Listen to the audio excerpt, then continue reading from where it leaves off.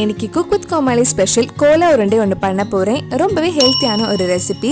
இந்த beetroot Cola உருண்டை எப்படி செய்கிறதுன்னு இந்த வீடியோவில் பார்க்கலாம். ஃபர்ஸ்ட் ஒரு மிக்ஸி ஜாரில் 1/4 கப் தேங்காய் எடுத்திருக்கேன்.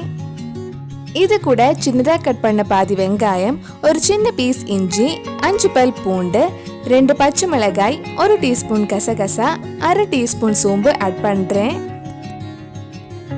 இதெல்லாம் சேர்த்து இந்த மாதிரி ஒரு வாட்டி அரைச்சி எடுத்துக்கோங்க. இன்னொரு மிக்ஸி ஜாரில் 1/4 கப் பொட்டுக்கடலை பவுடர் பண்ணி எடுக்கலாம். ஒரு பவுலில் 1 கப் துருவன பீட்ரூட் எடுத்து வச்சிருக்கேன். அதில் நம்ம அரைச்ச தேங்காயும் பொட்டுக்கடலையும் ஆட் பண்ணலாம். இது கூட 1 டேபிள் ஸ்பூன் அரிசி மாவு, தேவையான அளவு உப்பு ஆட் பண்ணி நல்லா மிக்ஸ் பண்ணிக்கோங்க.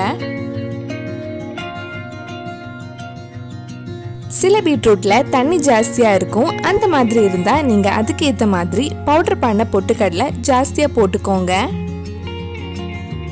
இந்த மாதிரி நல்லா மிக்ஸ் பண்ணதுக்கு அப்புறம் இது உருண்டை பிடிச்சி எண்ணெயில ஃப்ரை பண்ண வேண்டியதுதான். இந்த மாதிரி கொஞ்சம் சின்ன உருண்டையா பிடிச்சிக்கோங்க, அப்பதான் உள்ள சரியா வேகும். கோலா உருண்டை ஃப்ரை பண்றதுக்காக ஒரு கடாயில எண்ணெய் சூடு பண்ண வச்சிருக்கேன். எண்ணெய் சூடானதும் நம்ம கொஞ்சம் கொஞ்சமா ஃப்ரை பண்ணி எடுக்கலாம். லோ டு மீடியம் ஃப்ளேம்ல ஃப்ரை பண்ணுங்க, அப்பதான் உள்ள சரியா வேகும்.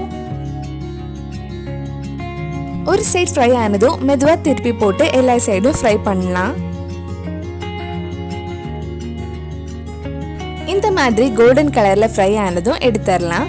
இதே மாதிரி மிச்சம் இருக்கிற மாவுலையும் அழகா கோலா உருண்டை ஃப்ரை பண்ணி எடுக்கலாம்.